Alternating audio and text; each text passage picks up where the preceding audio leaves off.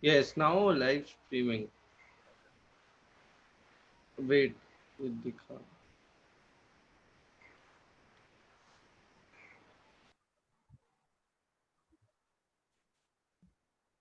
No, it should be, I guess. Is it?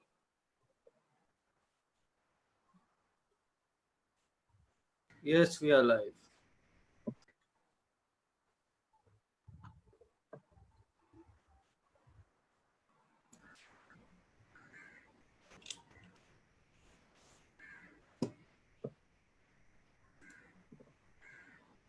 I extremely sorry. We just lost the connection, and so we'll start again.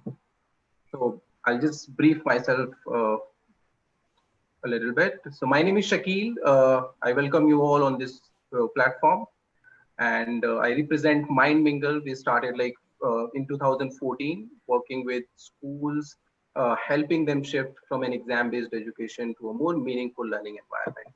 So today's event, we are going to discuss the dream of Dr. APJ Abdul Kalam. That's Dream India 2020. And for this particular event, we have very special guest with us. We have six youngsters who are doing amazing work in their field, and that work is really way ahead of their age. So we'll be knowing their views and understanding how they think we can really achieve the Dream India 2020, the dream of developed nation, and how far we have reached and how soon we can really achieve it practically. So we will start with our first speaker, that is Mr. Ashan Sharma. Will be the moderator of this session. He is a writer, heritage activist, history buff, and a founder of student-led history and heritage promotion initiative that's called Karma, the Heritage Exploration Initiative.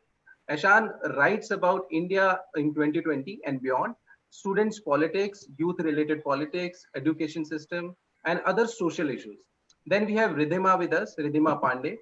Ridhima is an activist who campaigns for action against climate change. On 23rd September 2019, Ridhima filed with 15 other children, including Greta and Ayaka and Alexandra, uh, a complaint to United Nations Committee to the Right of the Child, accusing Argentina, Brazil, Germany, France, and Turkey to violate the Convention of the Rights of the Child by failing to address the climate crisis adequately.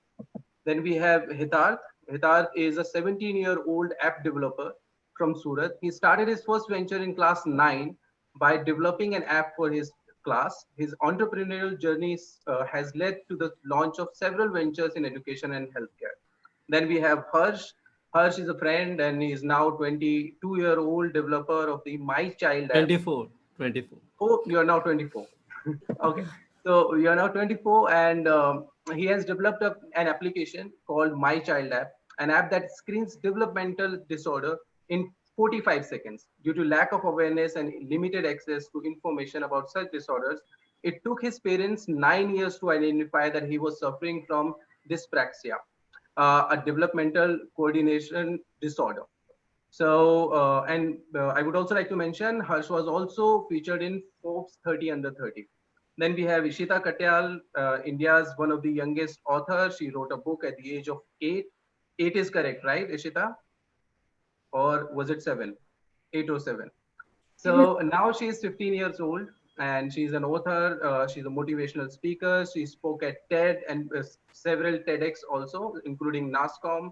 And she has been speaking at Mind Mingle Inspiration Festival as well.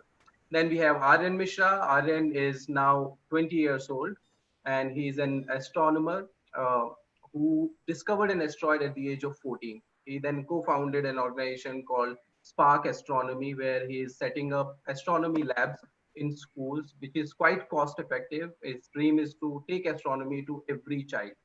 So I would like to now invite Ashan to please start this session and take it from here. Over to you, Ashan. Thank you, Shakil Bhai and Mind Mingle for organizing this very special uh, panel discussion. It is truly an honor and a proud privilege for me to share this platform with such great minds of this great nation. And to begin with the discussion, I would like to quickly mention what Dr. Kalam's vision for India was, and then we'll take our discussion forward. He envisioned a nation where the rural urban divide has been reduced to a thin line. All parts of India will become developed. A nation where there is equitable distribution of and adequate access to energy and quality water. A nation where agriculture, industry, and the service sector work together with symphony. A nation where education with good value system is not denied to any meritorious candidates because of societal or economic discrimination. A nation which is the best destination for the most talented scholars, scientists, and investors from across the globe. A nation where the best of healthcare is available to all citizens of India. A nation where governance is responsive, transparent, and corruption free. A nation where poverty has been totally eradicated, illiteracy removed, crime against women and children is absent, and no one in the society feels alienated. A nation that is prosperous, healthy, secure, devoid of terrorism, peaceful and happy, and continues on a sustainable growth path. A nation that is one of the best places to live in and is proud of its leadership. This panel is being specially organized in the remembrance of our teacher, Dr. APJ Abdul Kalam. So, beginning with the discussion with Aryan. Aryan, you have been actively involved with some government initiatives such as setting up astronomy labs in schools across the nation. Can you tell us about your observations on the education system? Do you think we lack creativity and innovation in the system and there is a need for certain reforms? Hi everyone. I hope everyone is doing good. A very warm good afternoon. It's a little privilege before answering your question, Ishant. Of course, this is a great day of remembrance of one of the greatest teacher of this country. Uh, so answering your question I work with the office of the principal scientific advisor to the prime minister. So where I work with the government bodies to ensure the STEM education in Kendriya Vidyalaya and Jawahar Navodaya Vidyalayas. So basically, our main agenda of I will tell, before telling you about astronomy labs, let me tell you very interesting fact that I read this fact few years back. I'm not sure, maybe now the numbers may have slipped a little, but it must be around that. So if you see the world's innovative index, like you talked about creativity, if you see the world's innovative index, so every year a country ranks on how innovative they are and how what they have done to change the world and their entire country. So every year we produce engineers as much as a population of Sweden. But if you talk about where we are at innovation index, then approximately we at the innovation index we are at somewhere around 70, 75, whereas Sweden is in top 5. Right? You can imagine that where is the problem? Like we have lakhs of engineers graduating every year, but still we don't have. Why India always lacks in creativity? The reason is that we provide cheap labor, right? For example, Infosys is the one of the biggest IT firm in India. What does Infosys is that? If you get to some a work done in America at $2, Infosys cuts the price and give you at $1.15. Right? It just cuts the price. It provides you a cheap labor. So Indians have been only determined to do labor work. So where does the creativity goes? I will not say it goes to abroad. I will not say it goes there and here. The main objective is that so if everyone is ready to provide the labor, but nobody is ready to provide that innovation platform, this is important. So this is the same goes for like everybody wants a Hussein Bolt in the country, but to get a Hussein Bolt in the country, you need to provide those tracks on which Hussein Bolt runs. Yeah, Everybody wants a Mahendra Singh Dhoni in the country, but if you want to become a MS Dhoni, then you need to get those facilities what MS Dhoni gets. And there are people, I'm not saying that there are not people who have not done with those facilities. There are multiple examples in this country that Hima Das is the biggest example that she doesn't have Adidas shoes or Nike shoes, but she still is a superstar and everyone knows about her and doesn't need to expand on that. So this is important that there are people who have been able to do without the resources, but there are people who lack resources. This is also important. And the current scenario of 2020 is the best example that people have to sell cow to buy a smartphone to get taught online. So this is a major issue. Of course, creativity is a very bigger problem. Then if I say that okay, creativity is a bigger problem, then I ask myself what I have done to create that platform. Mm. So the same question I ask myself, so like dude, there are multiple problems. So I should ask myself then what I have done to solve that problems. Of course, I cannot solve every problem, but yes, if I speak about some problem, I can at least solve that. I came up with an idea of creating astronomy labs. I say astronomy is not much popular in India. We don't have amazing facilities when you talk about astronomy in India. Then what I have done to solve that? So I came up with an idea that let's make an astronomy lab where at least kids can get a. Astronomy lab's purpose is not to make astronomers or scientists everywhere.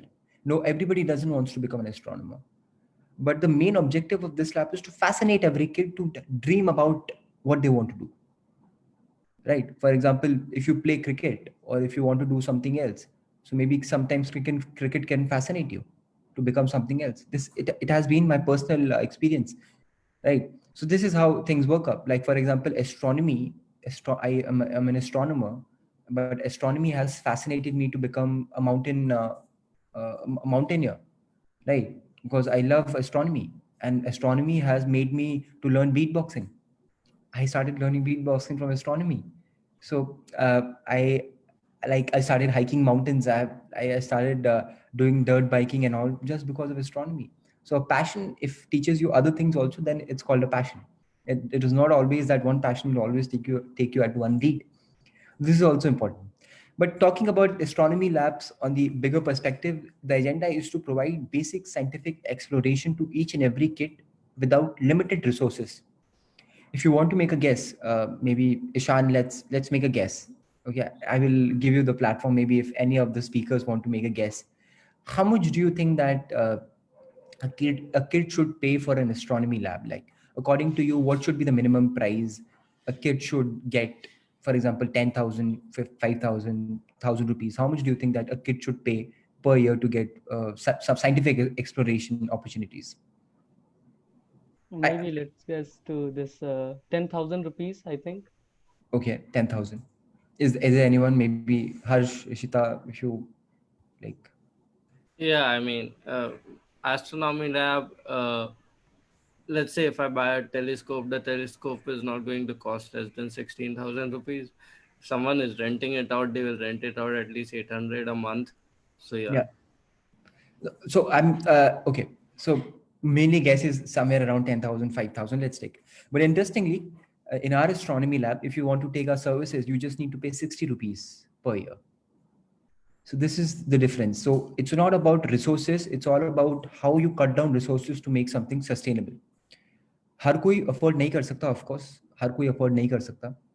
The main agenda of the government, when I collaborated with the government, the main agenda was to provide not only astronomy, Hindi or English. Our main agenda was to provide scientific exploration in native languages.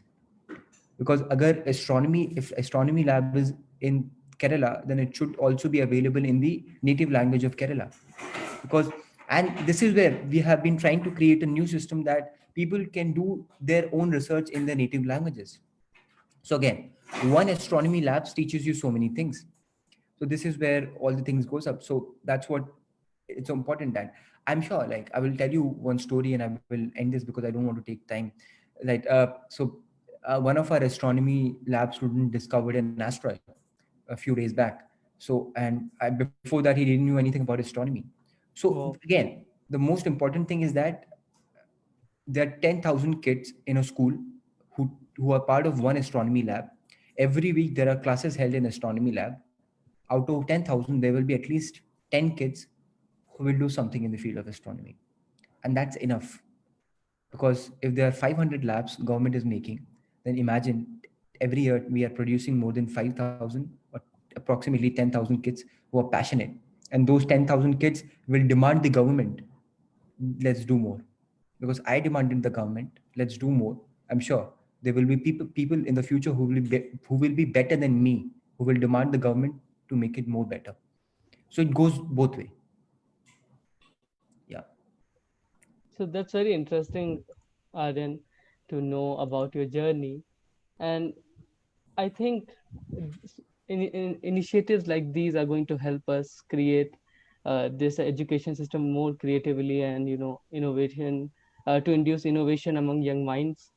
Taking this question on the education system further, Hitarth, would you mind sharing about your views on the education system, and why and when did you decided to start your app called Guju Student that is being used by 1 lakh students in Gujarat, and your upcoming project called Buddhiman?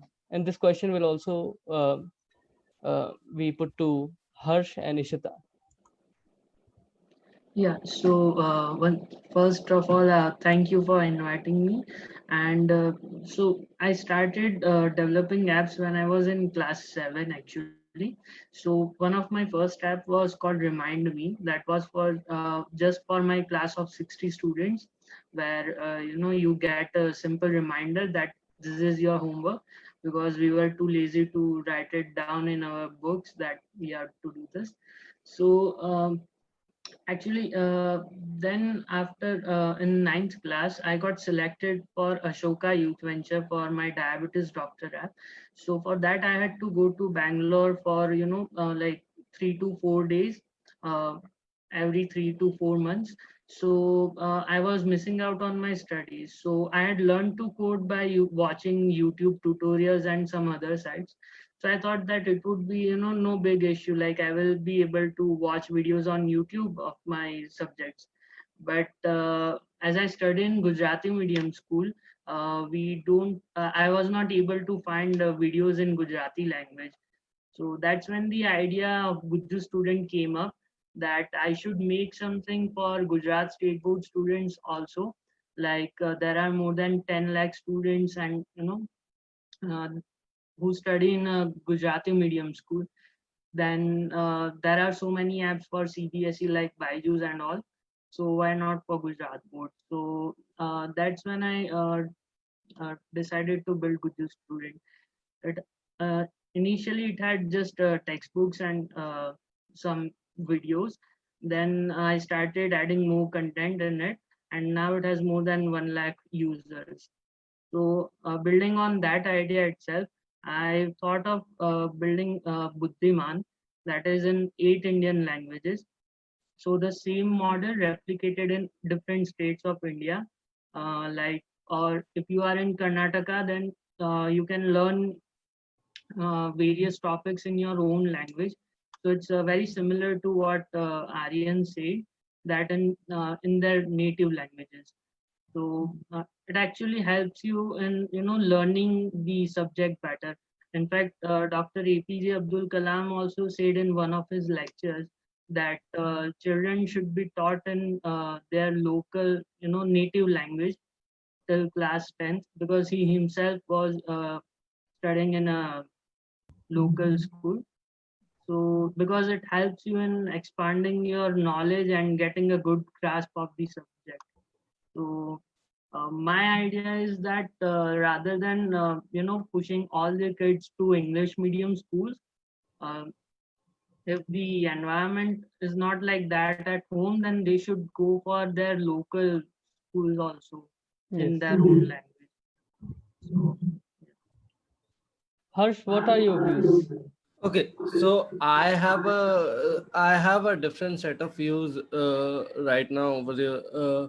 I guess from both Hitat and Aryan, and maybe from Ishita as well as Ridhima, we'll end up realizing that uh, all of us have learned things which were not taught to us as at our schools. We Yeah. have Ishita learned writing books on her own. Hitat learned writing code on his own. Aryan learned about asteroids on his own, and we were able to do that because we were keen learners. What our education system lacks in is telling us how to learn, and stopping us from going into the fundamentals. If anyone of you uh, uh, uh, if any one of you know physics, I mean, the basic objective of physics is that you go in the deep, you understand the fundamentals, and then you come up and up and up, like the law of thermodynamics says that, right? uh, when we try to learn in schools, what happens is, बेटा ये पढ़ लो क्योंकि ये paper में आएगा, and इससे तुम्हारे marks अच्छे आ जाएंगे, एंड इससे तुम आगे बढ़ोगे, ताकि तुम्हारा आईआईटी में हो जाएगा, जिससे तुम्हारा एमबीए में हो जाएगा, और फिर तुम्हारी शादी हो जाएगी. Like that's what we are taught at school. We are not taught at school how to ask questions that are required. Like if I want to ask why is A made like A, not V, I will not get an answer for that. If I ask why is C plus plus C plus plus not D plus plus, I will not get an answer. Like I know for a fact that I knew universal serial bus is USB. My teacher did not know that, so I answered her saying that, "Ma'am, ma'am, do you have a universal serial bus, not a USB? मेरे को pen drive चाहिए थी and all." And my teacher said कि ये क्या क्या सीख के आ जाते हो. And I was in a good school back then, right? So I guess the biggest place where we are lacking right now is helping children understand how to learn, because when we let them have the ability to grasp the knowledge that they need to grasp, they will automatically figure out what they need to learn. We always tell everyone what they need to learn. We don't tell them why they need to learn. We don't tell them how they need to learn. I guess if the education system focused on both why children need to learn and how children should learn, we will automatically have uh, more and more innovators in the entire school ecosystem. I mean, we are taught about APJ Abdul Kalam, but we are never taught about Vikram Sarabhai, who was the founder of ISRO, and he was a great industrialist. And the reason he founded ISRO was because he saw something going up and he was like, मेरे को भी भेजना है. And then APJ Abdul Kalam actually saw him doing those things and then joined his force to make the first rocket of India. It was in that way. It was right. We are never told those stories, and if we are not told those stories, then uh, the, the stories that are about curiosity, the stories that are about why did that happen, the stories that are about मेरे को कुछ अलग करना है, and if we are only told physics में ये पढ़ लो, maths में ये पढ़ लो, English में ये पढ़ लो, then how will we as a country innovate? Yes, yes. Ishita, would you like to add on that? Yes, first of all, I just want to say thank you for having me here. It's an honor to be here. And for me, I started writing and speaking, and my passion for spreading awareness started only when I saw my school and the education system and realized that there are so many inherent problems with it. Right?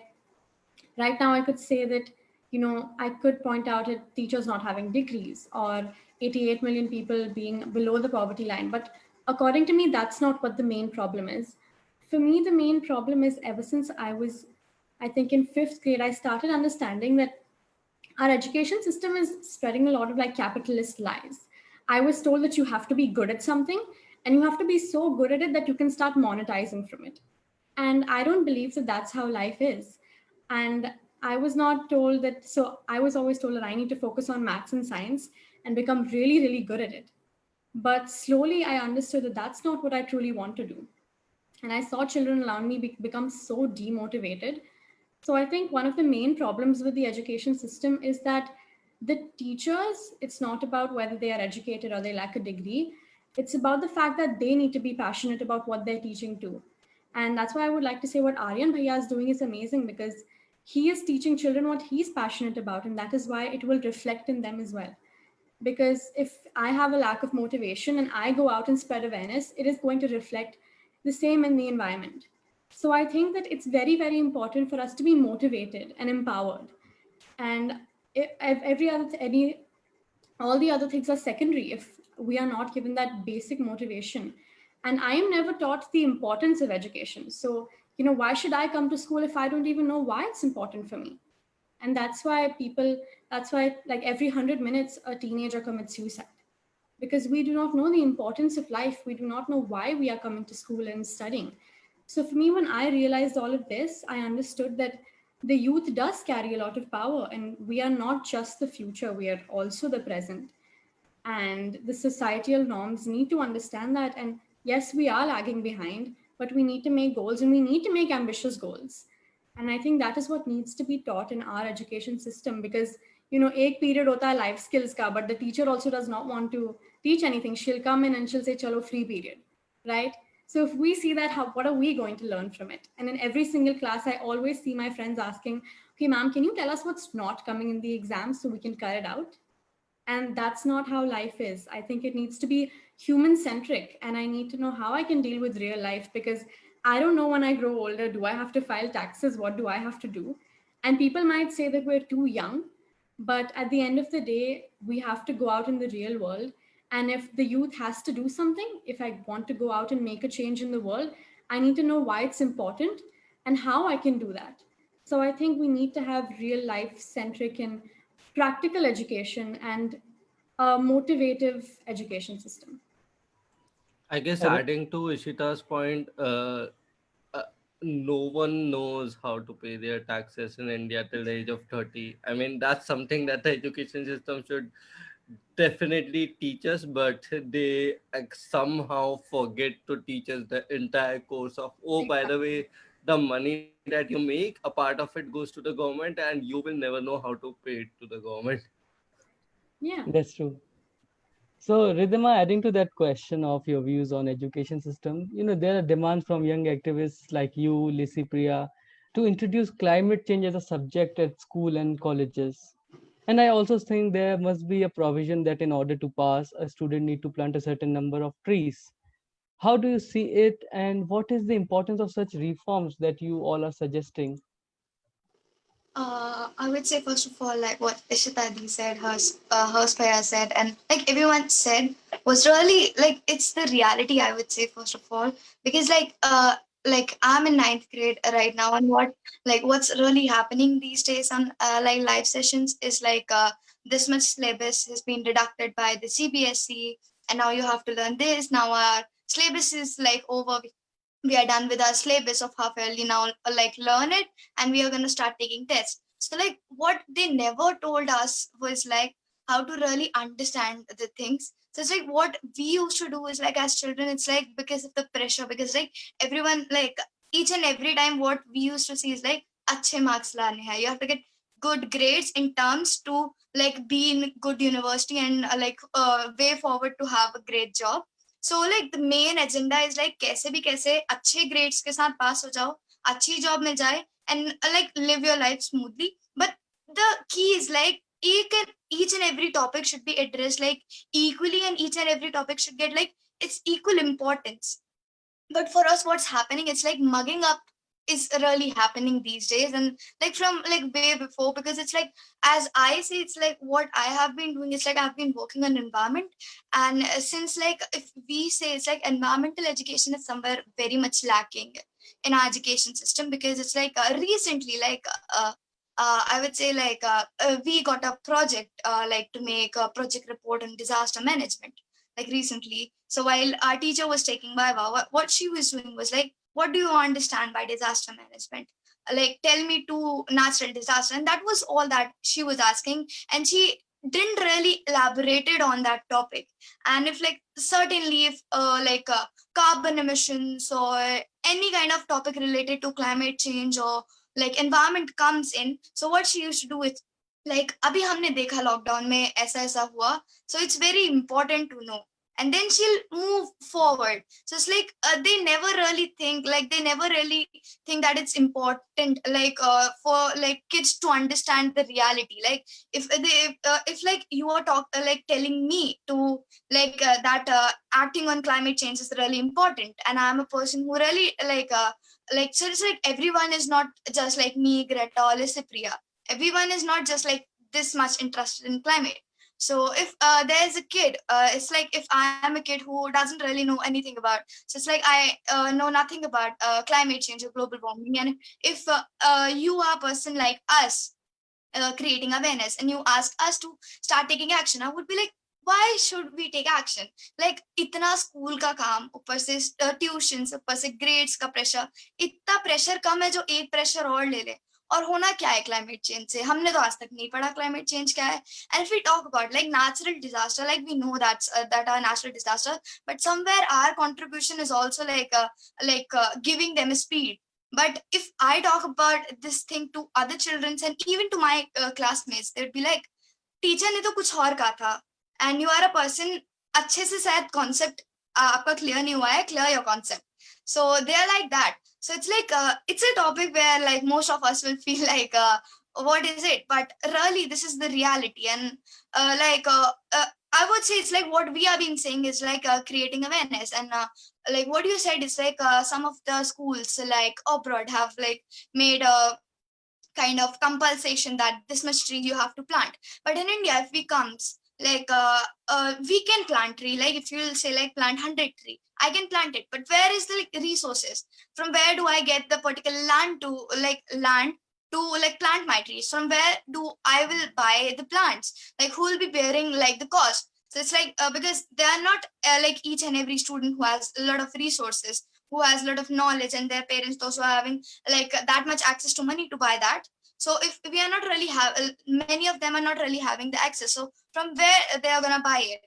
And at the same time, what really important is to just like make like to clear the concepts of the children. And at the same time, what we have been demanding is like action, and what we have been demanding is like to make like environmental studies, like climate change and this topic to be compulsory in schools, because this is the thing which like a child should know from the very beginning. And because like environment is the only thing because of that like because of which we are sustaining on this planet. And if I doesn't really know about environment and I doesn't really care about it, then it's useless of me like of me to studying in a like a school the school which is having like a lot of qualities, and like in a like a school which is taking a lot of fee and everything. But if they are not really making me understand like why taking care of environment is important, then having that kind of education system is useless. So it's very important to clear like each and every concept of the child, and to make them realize and tell them the real terms, and like teach them about what is really important in their life. Yeah. So, in my views, Indian education system is in a serious crisis. Government removing certain chapters like democracy and fundamental rights from class 10th and 12th. It is just one part of the story. I think there is a very less scope for creativity and innovation, and that is also shrinking. What we have done with our students is that we have restricted our system to a classroom, a four walls. I think sitting in a classroom will be the biggest waste of time. Education is all about exploring the outer world, our nature and environment. And for many years now, our education system has become marks and exam centric. And that is why I stand against examinations and I advocate the removal of standardized test systems. Rather, we must promote creativity based assignments, and we should make classes more creative. Like if somebody is teaching history, because I'm a history student, so I must, keep my point on history, that a role-playing activity might be of interest for students. For a science class, like Aryan, what Aryan is doing is very interesting, and small experiments in class would ignite the curiosity among students. Many educators are watching us right now, and I think they will surely think about it, and they'll surely brainstorm about what all we have discussed. Now, I was interviewing Professor CNR Rao very recently, and I asked him that how can we make the education system more creative and innovative? Talking about the problem is one thing, and providing solutions to it another. And I think one of the roles of the youth is to provide solutions.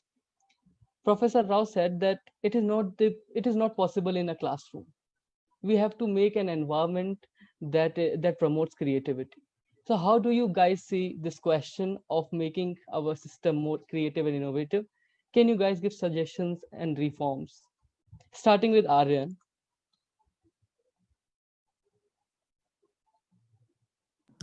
So yes, exactly. That's see the reforms. See, I will tell you one interesting thing is that reforms and everything as you talked about that how we can we reform something.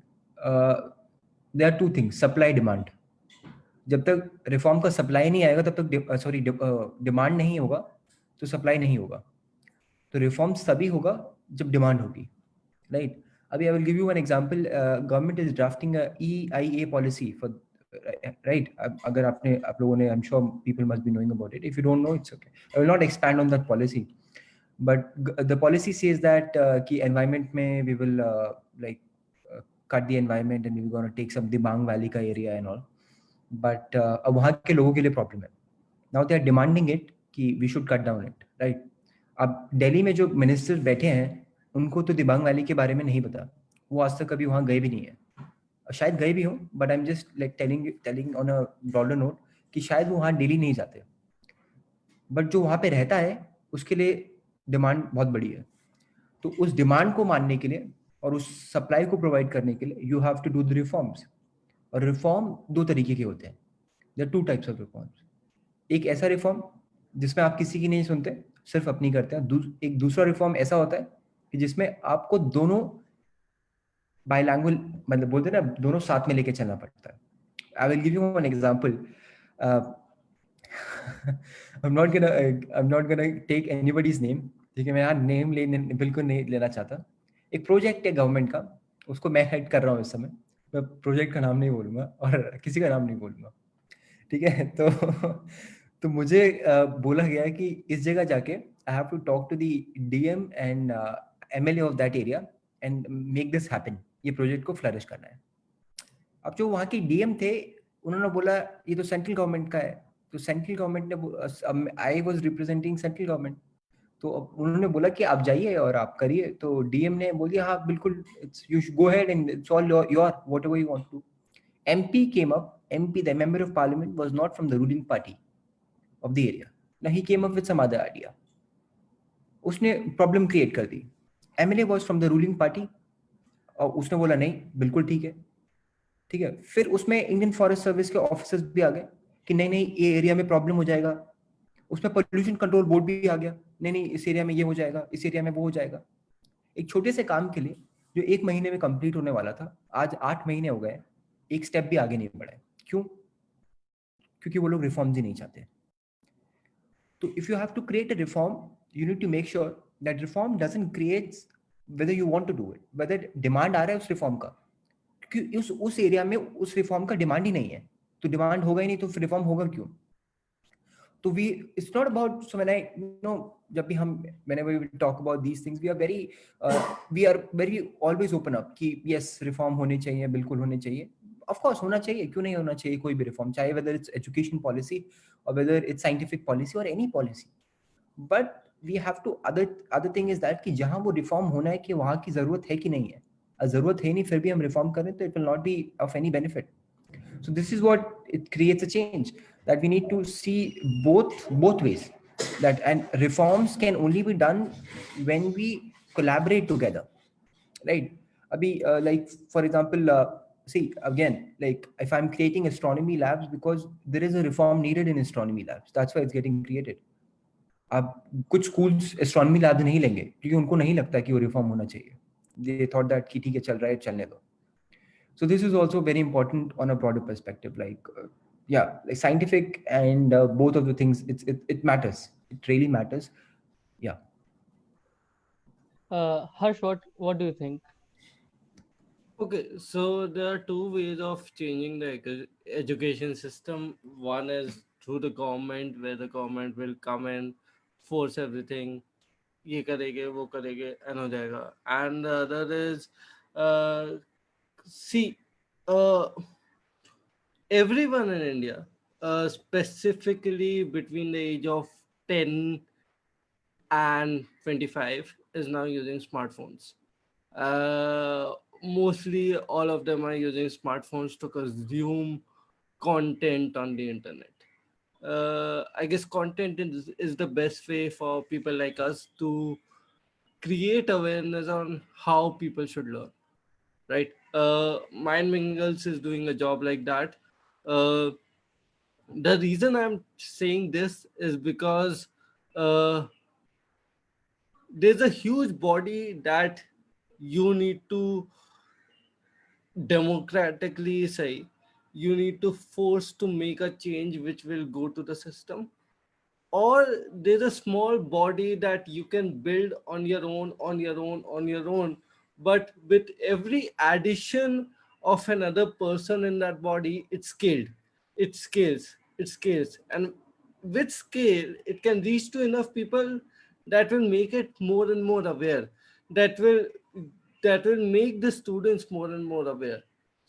And if we are able to reach to more and more students through that body of the internet, the government might themselves realize what's happening, and how they themselves need to change the education system. See, I'm not saying that we should go out and protest about that on the internet. What I'm saying is there are new ways of learning coming up on the internet, both for the urban class and the rural class.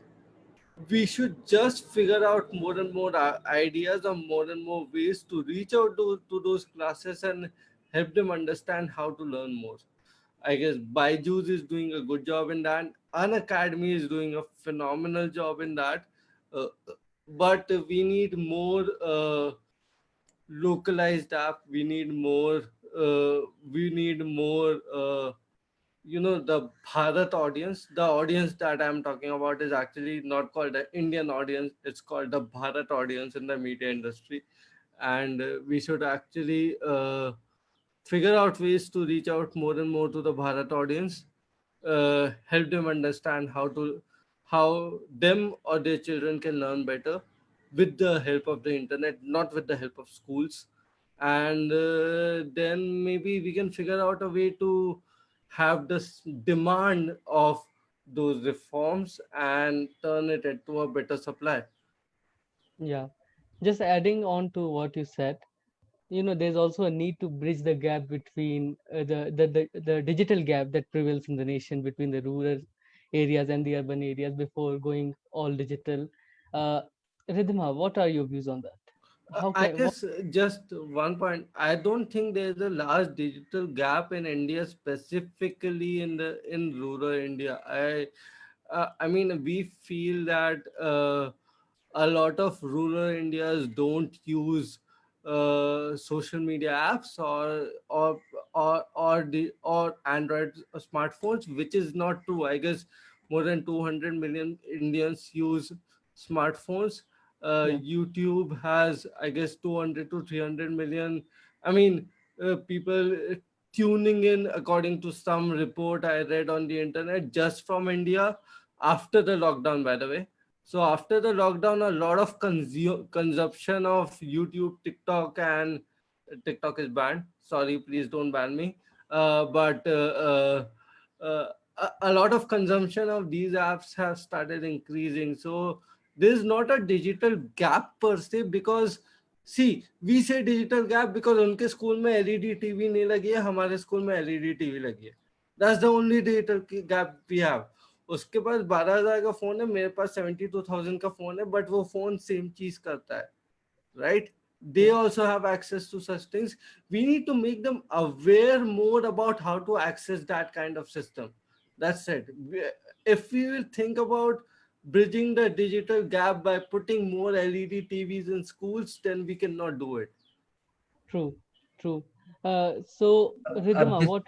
Yeah, yeah, Ridhima. I'm sorry, I'm interrupting in between. A very valid. I'm just will take 1 minute. A very valid point Harsh made it, that that's how we cannot create a digital gap and all. A few days back I was talking to one professor, and Yeah, we wanted to make sure that how can we provide basic opportunities to in rural areas. Then I thought that rural area में अगर basic opportunities भी provide करनी है तो ऐसे provide करनी है जो चीज सबके पास हो. Are you getting it? For example Amazon और फ्लिपकार्ट हर जगह डिलीवर नहीं करते. तो क्या चीज़ डिलीवर करती है? India post.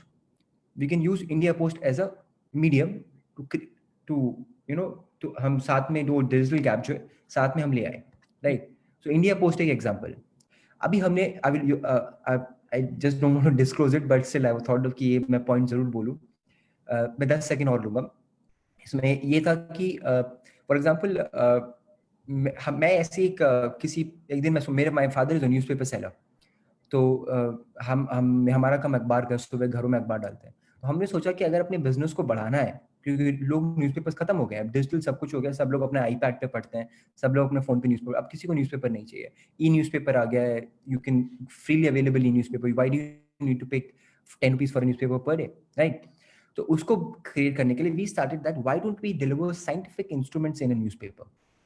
लाइक ऐसा कुछ ना कुछ हम साइंटिफिक इंस्ट्रूमेंट हम एक रीडर को दें, जिससे वो हर हफ्ते कुछ ना कुछ नया सीख पाए, as an example with newspaper.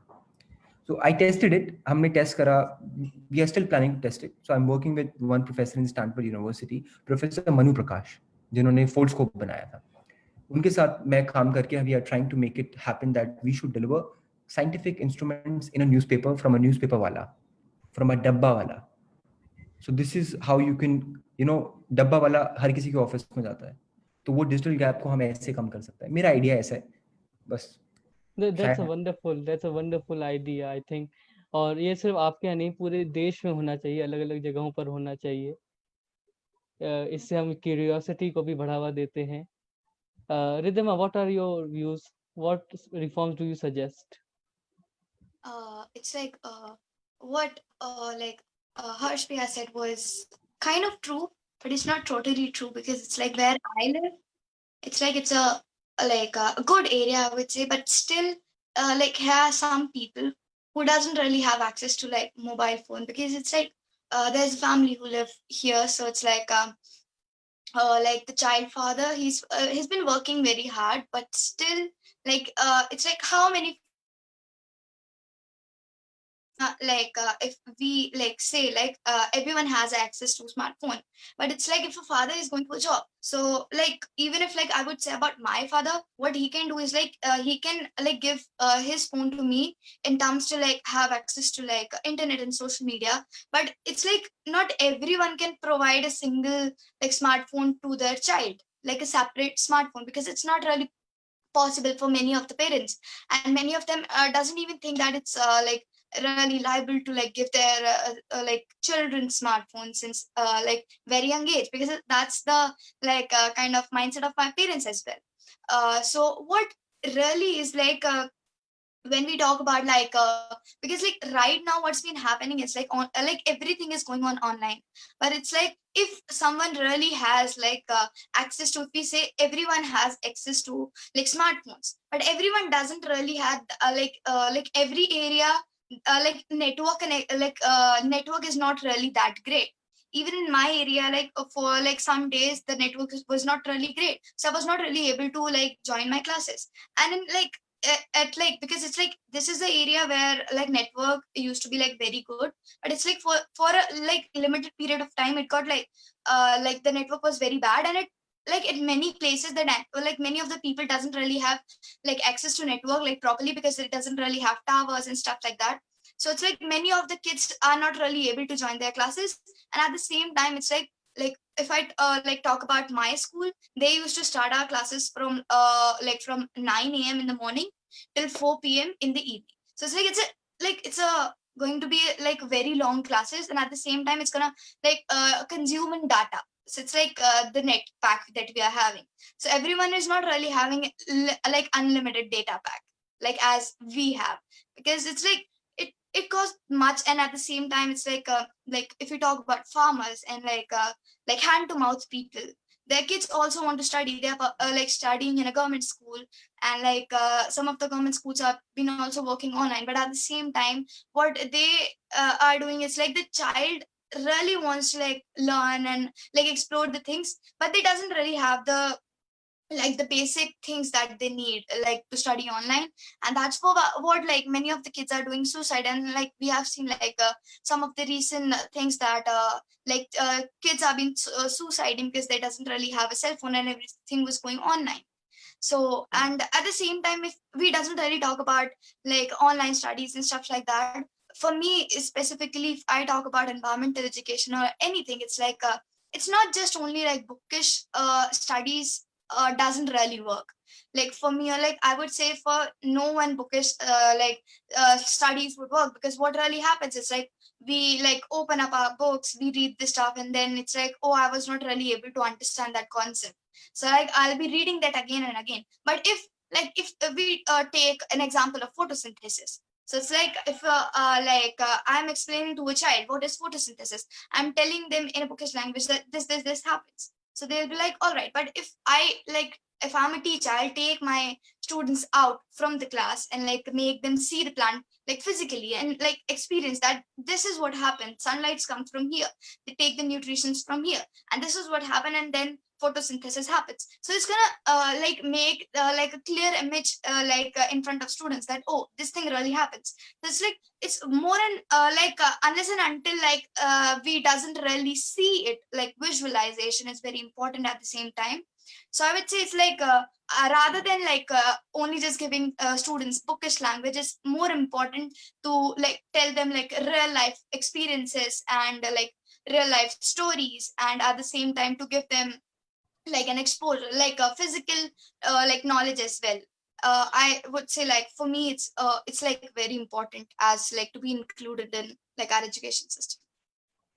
That's wonderful. Ishita, what are your views? What all reforms do you suggest? Yeah, I think that us as humans, we have unlimited wants, right? And that applies to reforms as well. If we come to think of it, there can be unlimited reforms. We can find a problem in each and everything. And because we want so many reforms, we do know that our resources are very limited.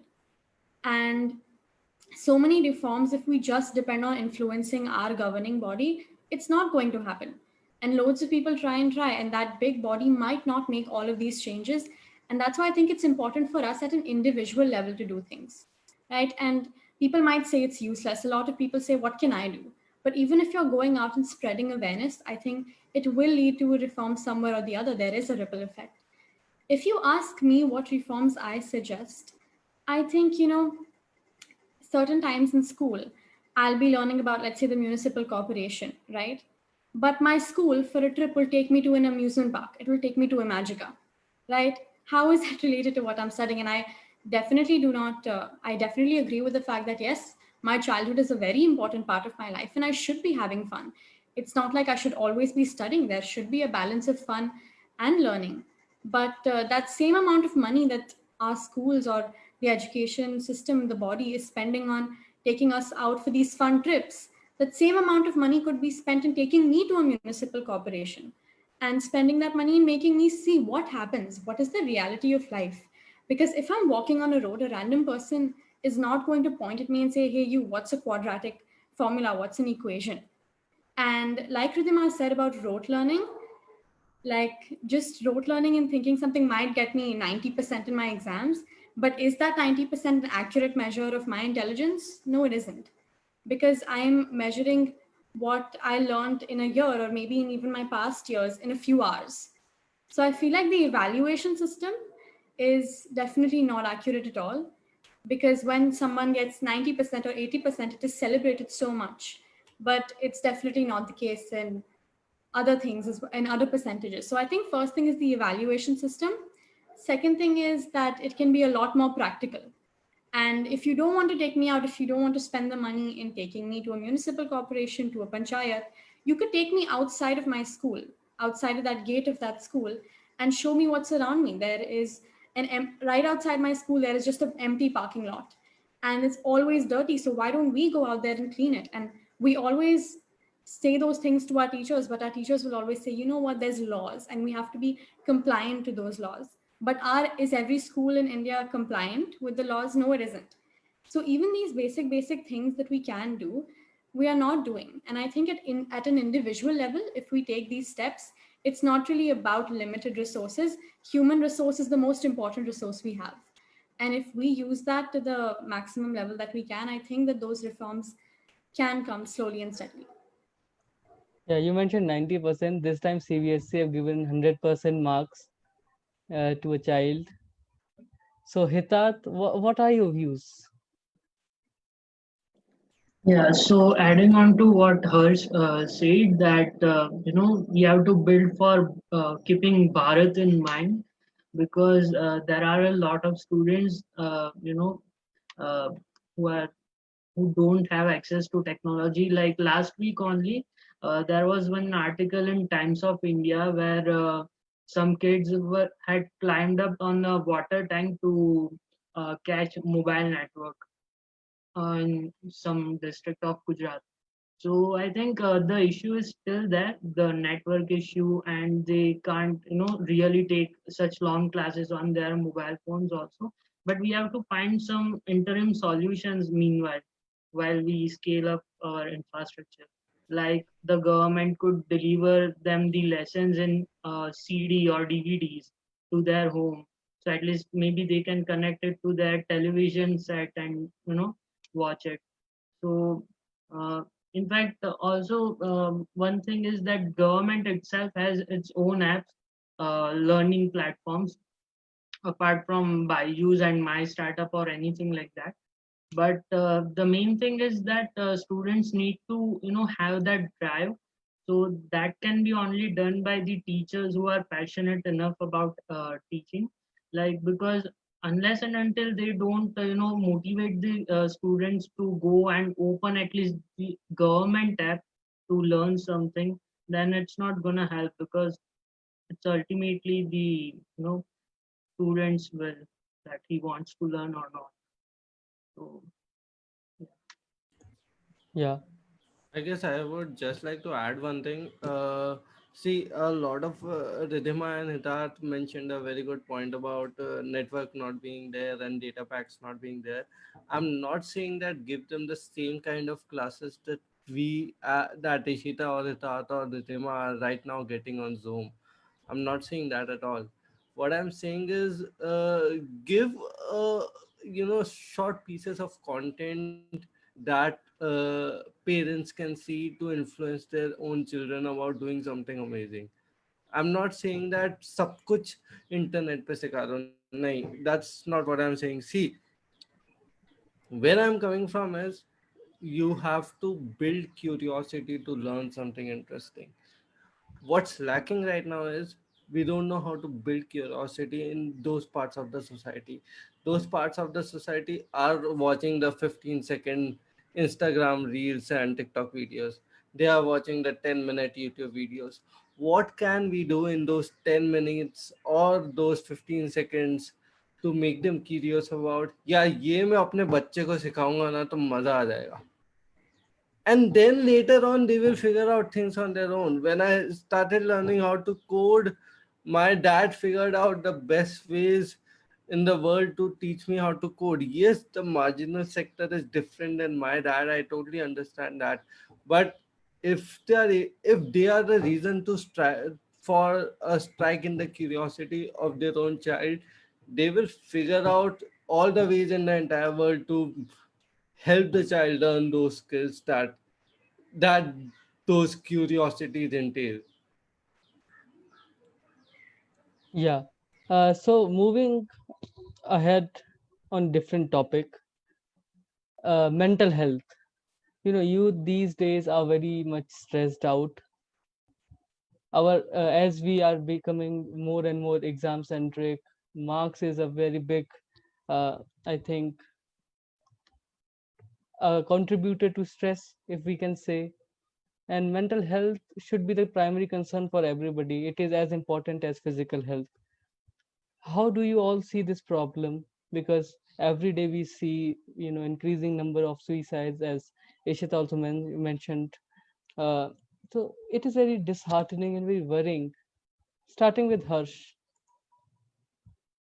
Okay, so I mean, first of all, I would like to tell everyone that I've been working to raise awareness about mental health since the last 5 years with the platforms that I have created. I myself have anxiety, and it's okay to have any mental health issue. It's just like a normal child. Like, your hand cannot do like this. I have anxiety. It's as simple as that. Uh, The reason everyone should be aware about mental health is because it's important to know about your feelings, because that makes you an empathetic person. I don't have as much empathy as much as a person should be, because I did not learn how to deal with my own feelings. What it When you learn about your feelings, you learn how to deal with them, and when you learn how to properly deal with them, you start taking care of your own mental health. See, what are we told when we are when they talk about taking care about your health? Exercise, eat properly, and sleep well. What happens because of all this? Your physical body stays immune to everything except the coronavirus. uh, uh, and you feel good because you are healthy. You are able to do everything, you don't feel fatigued and all that. In the same way, you need to learn to know what your feelings are. You need to learn to know why you're feeling something, and you need to learn to know you know ki, it's okay to be sad, or it's okay to be even depressed, right? And that feeling will help you. And just like your physical body is immune to all the other viruses, your mental body will be immune to all the other mental health issues. See, mental health issues are as big as other physical health issues. They also require medication. They also require therapies. They also have doctors who are specialists for those issues. And the thing that we all in the education system need to understand is, if we will not tell our children about being vulnerable, or about being about talk or talking about their feelings, they will never understand the importance of their own mental health. And after a point they will blast, which by blasting in me I mean, maybe they end up doing things which are not good for them, or something else, right? uh, so and it's easy to do that. When a boy is sad, you cannot go and tell him that ladke rote nahi hai. You're telling him to control his emotions and keeping everything inside, so that it bottles up again and again and again, and then khatam.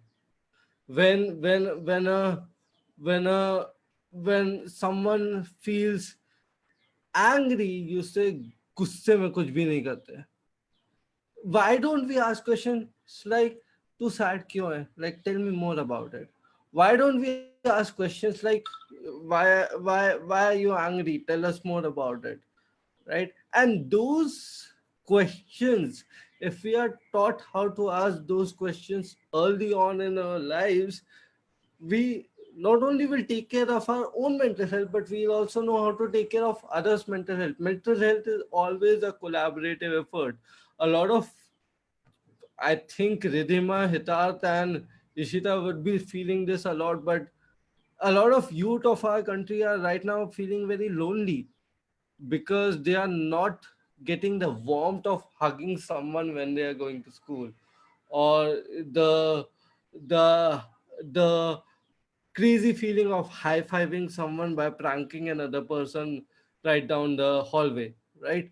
And those things need to be changed with the help of technologies like Zoom and all, because focusing on your mental health not only means that having just a physical contact, but also means how to know one another, how to help one another know about their feelings, and how to help one another take care of it. It's as simple as that. And I guess this should be a very important part of our education system. Another thing that I would like to add is, uh, mental health and inclusivity goes hand in hand. If a person has autism, or if a person has bipolar disorder, or someone like dyspraxia, our schools do not sensitize children enough to be like, see, he has a small set of problems, you have to behave with him differently. Other than that, in like 2 3 ways, very small ways, other than that he is completely fine. He's as good as any other friend of yours. Ishita, did anyone ever tell you how to be with children or friends with autism, how to be I friends with was someone never who has ever taught autism? that. And because Yeah, I'm a very curious person, I had to go out there and see on my own. And I think it's exactly. important to include mental health in our education system, because right now, if I see one of us is sad, I can't go to you and say, chill, be happy. It's not that Yeah, easy. exactly. So and understanding how different kinds of or different brains work, how different kind of humans work, uh, in the early parts of our upbringing will help us take not only more and more care about our own mental health, but of the overall society, because the society will be much more empathetic. The society will have much more emotional understanding. The society will have less breakups, less marriages ending, less less human rights issues, less gun violence, just because we are telling people how to understand their feelings. So I guess it's very important to take care of mental health. Sorry, take care of mental health and teach students about them. That. Yes, that is very important. Any other speaker who wish to speak about it? Yeah, Me. Ishita. Yeah. I just want to say that for me, this has been something very, very important, because when I would see others posting on their social media about it, right? Like, reach out to me, reach out. I never understood what the true meaning of that really is until I started experiencing those things on my own. Because I was never taught how I should say no to somebody or how I should confront my own feelings. And if I get hurt on my knee, or if I get hurt, if I get a fever, without any doubt, without any hesitance, my whole family will say, Chalo, doctor ke paas chalo, immediately.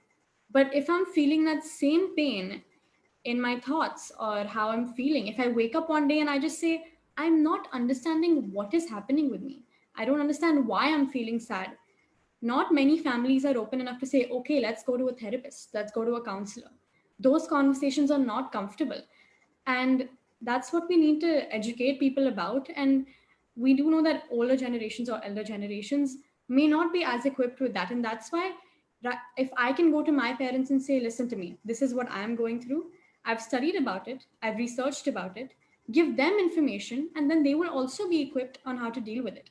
So it's not just about your families or your parents knowing. The children, if they learn about it, they can go and tell their parents about it. It's very, very important. And it's equally, if not more important than your physical health, I think. Yeah. Any other speaker who wish to speak about mental health? Yeah, like I would add one or 2 points. I see. I'm not a mental health expert. First of all, maybe I'm not able. I will not be able to give some good answers because. But what Ishita and Harsh shared, because Harsh is very knowledgeable when it comes to a topic like this. So I would leave the facts to Harsh. But one point Ishita very well mentioned is the stigma attached to it. And one of the biggest, the big example that I would give you is the current pandemic. I read yesterday in Vadodara. So there was this patient who was found positive, and suddenly their neighbor went outside his house and they blocked his entrance of the house. They blocked everything around his house, so he couldn't come out. He complained to the cops, and cops arrested 13 neighbors. That how come, this is what stigma is attached to it. And even if you are not COVID-19 positive, even if you are going for a testing, that is also a stigma, right? You can imagine, like, अगर इतनी छोटी सी वैसे तो it's not a fatal disease, but it has it has created a big mess. So again, like, if you it's just like that. Even if you want to get tested, or even if you're not positive, तो आप quarantine भी हो जाओगे, वो भी बहुत बड़ी problem है आपके लिए. तो मैं ये छोड़ो, मैं I know so many people जिनके घर के बाहर COVID-19 का पॉजिटिव का पोस्टर लगा था. They remove themselves only. उन्होंने खुद ही हटा दिया क्योंकि वो बेइज्जती होगी, कोई बात नहीं करेगा, राइट? वो आज के लिए बेइज्जती नहीं, उनको पता है कि वो अगले 10 साल तक उनके साथ वो स्टिग्मा अटैच रहेगा कि उस समय ये कोविड-19 पॉजिटिव था। सो ये जो है वही, it's again the government needs to come out. Government ने भी बहुत कुछ करा, ऐसी बात नहीं, गवर्नमेंट ने भी बहुत क्वालिटीज में लगाया कि आपस में भेदभाव नहीं, बट फिर भी जो जिनको करना है वो करेंगे, राइट? तो at the end there's a very good friend of mine who was talking to 2 days back. She told me that कि आपके अंदर इतनी आत्मशक्ति और आपके अंदर इतनी खुद के अंदर परसिवरेंस और टेनासिटी होनी चाहिए कि आप खुद ही, आपको कोई कोई अफेक्ट ही ना कर पाए इन सब चीजों से। तो this is what I wanted to say. That's true. And somebody commented, Sunita Swaraj, that meaningful conversations are a miss at school and in college as well, schools as well, and homes. And it cannot happen in isolation. The mental health issues need to be integrated with the curriculum. We need to empower our teaching fraternity to handle the same in the pedagogical manner practices. And amazing to see the young generation talking about it. And I think as we are becoming the youngest nation in the world, and I call it youngest nation with the oldest civilization, it is important to take youth into consideration for discussions like these. And I would like to thank Mind Mingle for organizing this. As we are approaching towards the end of this wonderful session, I'll just ask a question to Ridhima, and then we'll end the session with one more question. That climate change is an important issue that is still somewhere untouched in India. We generally do not see any discussions on the national media. They are busy, they're busy in some other things. And for some people, climate change is a hoax. It is not true. It is a capitalist propaganda. But we are seeing the impacts of it, like the disturbed rain cycles, floods and droughts, increasing amount of toxins in our river. Yamuna was, I think, the visuals of Yamuna was horrifying of last year. Ridhima, would you speak about it? And after that, if any panelists would like to say anything on climate change. What I would say is like, if we talk about 2019 Delhi situation, like, so it was really horrifying. Like, like most of the people would say like, it wasn't like that bad, but Sorry to interrupt. Just wanted to yeah. check with all of you. Are you guys all okay? Because it is already 18, 4:18. You have time. Like we can take some 5-7 minutes more because we told you it was till. Okay, great. Go ahead, please. Okay, yeah, sure. So, it's like what I would say. It's like last year, like the Delhi situation. What we see, it's like it was a really like very bad situation, and it's like it made like a really very bad image of India out like outside, I would say. And why like so what I used to say was like how would like a child living there would be like breathing, because it was so much hazardous. So at the same time, like people started asking me like how you can say like it was that much hazardous. So I said it because I was there in Delhi at that time. I was there for my events. So I was there in Delhi for like almost 2-3 days, and I like when the AQI level was very bad, and I like personally experienced it. And I really have like very like weak immune system. And like whenever it's like I'm like open to very much air pollution or like anything, I just start like I get sick. So at that time I was like very much sick. I was literally crying, and I was asking my dad, I was requesting him that I just want to go home. And but I was having another event like the next day, so weren't able to like postpone it. But at the same time I was literally like imagine I as a 12-year, like I'm like kind of grown up, and I was literally crying that I want to go home. So what would be the condition of children below 5 or like just born? How would they would be surviving? And like for those like who were not really having air purifiers at their home, who were not having those resources, how they would be like living out there. And but what really happened was like in the very beginning when the situation was like that, and even if we talk about Yamuna and like many topics, even if like recent floods that have been happening and like gas leak or anything that's been happening in the very beginning, everyone talks about it. It like on social media for the activists and everyone, it becomes like a kind of like trending point to talk about. And for even for the media, if like that condition is very very much bad, they would talk about it for like 10-15 minutes. But what happens after it? Like the AQI level after Delhi, like when like the whole Straba burning scenario and Diwali and all that stuff happens, what really happens, like Delhi each and every time faces that situation, and it is becoming worse and worse each and every year. But what the people living out there, what they are being doing, they are like literally most of them are just doing nothing. Like if the AQI level or anything gets like the worst, and if they are not really able to go out, they would just stay at their home, and they would be watching television. If someone would be saying like it's really bad and we should start acting, they would be like, yes, it is important, but they never do anything. So what we are expecting is like, I am the one, like, imagine I'm the one who is living in Delhi and I'm facing that situation each and every day. And if I am not like, I'm the one who's facing each and everything, but if I am not gonna talk about that issue, if I'm not gonna raise like my concern, if I'm not gonna raise my voice against it, like, who else is gonna be? Like, if, like, I would say it's like, it's not really my job, like, to like make all this thing happen. It's about government, it's about else. Or if so like if like the residents, like the people who are living at Delhi, if they are not really going to raise their voice, how can we like imagine, or how can we expect like a person like me who is living in Haridwar, like I have totally different circumstances from Delhi. So why like people do kind of think that they'll be talking about, if like I am the only one who's facing, but still I'm not like talking about it. So I would say it's very important for each and everyone to address it.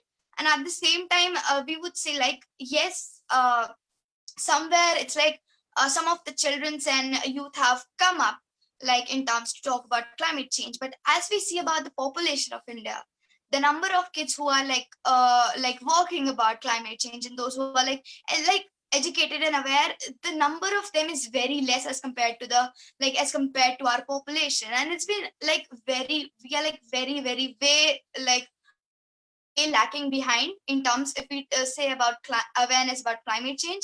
And at the same time, people doesn't want to address the issue because somewhere they feel like it's not really important. They are like so much busy in their own lifestyle and in their own work. And most of the time people people are afraid of like taking up these issues, because they might be thinking like that oh, it's like somewhere certainly we're going to talk against the government, so they might do something with us. Because that's what I get, like the comment, that was the comment which I get when I was like, when I filed my first petition in 2017.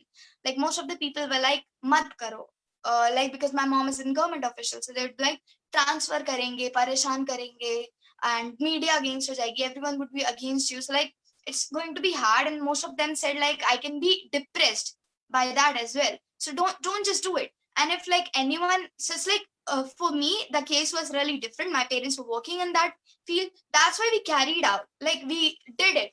But for like many people who really want to start upon it, but they doesn't really know the reality, and I would say like, government se panga mat lo, aisa ho jayega. So they would somewhere get that concern, yaar, एक point कुछ हद तक ये बंदा सही कह रहा है, अगर आगे चल के कुछ हुआ, so they doesn't really want to like take that risk. And that's why people are not really addressing the problem.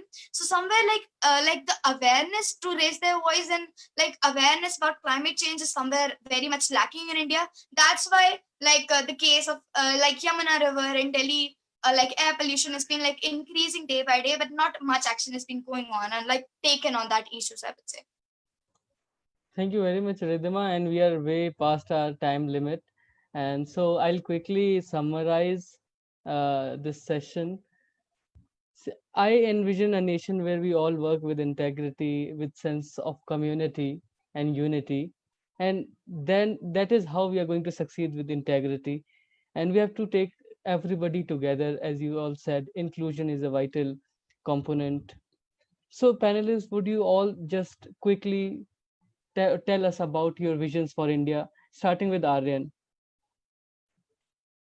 You see, Vision 2020 is, if I have to talk about in one or two line very shortly, I would say I will say in Hindi कि देश ऐसा होना चाहिए कि जहाँ गरीब से गरीब भी सोच सके कि वो PhD कर सकता है, और आगे बढ़ सकता है। जब एक गरीब सोचने लगेगा कि वो पीएचडी कर सकता है, वो पढ़ सकता है, आगे बढ़ सकता है, दुनिया की ऐसी कोई ताकत नहीं है कि कोई भी देश को रोक सके या कोई भी हमें रोक सके। देश इसलिए कोलैप्स होता है क्योंकि अच्छी एजुकेशन नहीं मिल पाती, ठीक है। लोग इसलिए मरते हैं क्योंकि अच्छे हेल्थ केयर सिस्टम नहीं मिल पाती, राइट। मेरे एक फ्रेंड थे जिन्होंने मुझसे थोड़े दिनों पहले कहा था कि अमेरिका में डॉक्टर सोचते हैं कि वो हर किसी की जान बचा लें, लेकिन इंडिया में सोचते हैं कि अगर ये 70-80% बचा हुआ है तो छोड़ो छोड़ो। अब मैं, again it's a very contradicting statement. Why is this happening? Because इतना इतना ज्यादा प्रेशर है, इतना ज्यादा पता है कि ऑलरेडी 10 लोग बाहर बेड के लिए बैठे हुए हैं, तो जो बंदा 90% पे, उसको क्या बचाएंगे? तो दिस इज इम्पोर्टेंट कि देश ऐसा होना चाहिए कि जहाँ गरीब से गरीब का बच्चा भी सोच सके कि वो आगे बढ़ सकता है। जिस दिन वो सोच लेगा तो उस दिन कोई नहीं रोक सकता। उसी दिन इक्वालिटी आ जाएगी। जिस दिन इक्वालिटी आ जाएगी तो कोई नहीं, कोई भी देश आगे बढ़ सकता है। Yeah. Ishita, what about you? Yeah, I think today we are here in the remembrance of the respected Mr. APJ Abdul Kalam, and I think we all know that he thought of India by 2020 to be very, very developed, and that is not the case yet. We have not checked all of those boxes yet, and I think that we do have a long way to go. We are lagging behind, but for me, I think everybody over here might have different goals for India.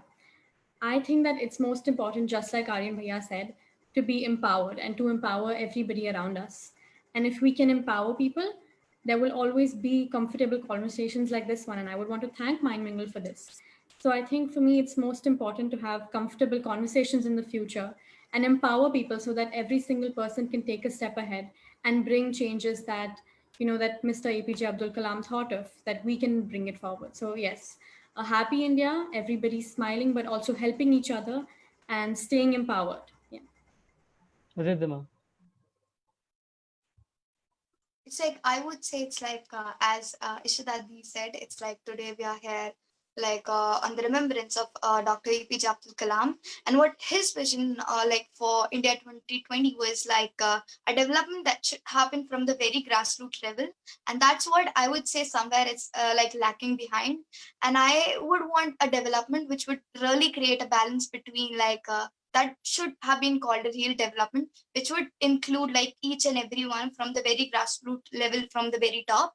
And at the same time, as an activist, like this, like activist factor is not gonna go anywhere. So it's like I really want an India which would create a balance, like in development, and at the same time in somewhere like securing and saving our biodiversity as well. Hitarth. Yeah, so it pretty much resonates with what Aryan said, and for me personally, it should be like accessible education for all and all sectors. Harsh. Okay, so I might have a very contrarian view over here, but it is as it is. So in India, there are two ways of developing a country. One is developing the information infrastructure, and one is developing the real estate and every other infrastructure. In India, we might not have been able to develop the real estate infrastructure, but we have definitely uh, developed a very good information infrastructure. When I talk about this, India has one of the largest users of 4G and 3G, 4G, not 3G, in the world. Our 4G speeds are much better than United States in some places, and much more spread out as compared to other places. Yes, we are not as good as China, but which with Geo we are getting there. Uh, what I'm trying to say over here is we have the information infrastructure, but we don't have the right information going to the right people. And I guess India will become much more developed and develop a bit faster when we have the right people using that information highway at the right space in the right format. Once that starts happening, there's no way to stop us. Indians have proven if they want, they can do whatever they want. Uh, they have built few of the largest unicorns in the world. They have built uh, a great 4G infrastructure. They have built the cheapest rocket in the in the entire world. They might build a better reusable rocket than Elon Musk. Fingers crossed. uh, we are already there. Everything is there as a country. We just need to figure out a way to get all the right things at the right places. That's it. It's all there somewhere. छोटा छोटा छोटा छोटा बस उस puzzle को जोड़ना है. सब हो चुका है. That's true. That's really a beautiful way to put it. And in the end, I would just say what I have figured out from this panel on education is that uh, our education system should have creativity, innovation, curiosity, and the connection with nature. These should be the four pillars of our education system as we go ahead. So thank you very much, panelists. And any last comments you would like to give as we end this session? One very last thing I forgot to mention. I mean, I always do this, so I will do it over here. If you're feeling sad, talk to someone. If you're feeling angry, talk to someone. But please don't stop talking. Talk about your emotions to anyone, whatever your age is. If you're 5 years old, if you're 50 years old, just talk about your emotions, and your life will be much better once you will start doing it. These are my last words. Thank you very Uh, much, Aryan. Yeah, yeah, Aryan. and thanks to Ishan and thanks to Shakil and thanks to Mind Mingle for organizing this. Big thanks. Thank you, Ishan. You're doing a brilliant job. Yes, Thank thank you. you so much. So thank you very much, speakers Aryan, Harsh, Ishita, Ridhima, Hitar. It was truly a thought-provoking session for all of us.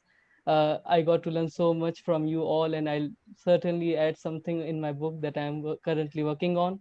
I hope you all also like the session. Thank you to Shakil Bhai and Naveen Bhai, the whole team of Mind Mingle, for organizing this special session. And thank you, viewers, for watching this session. Please give it a thought to whatever we discussed this evening. Don't just forget it. Remember it and apply it in your life. Thank you.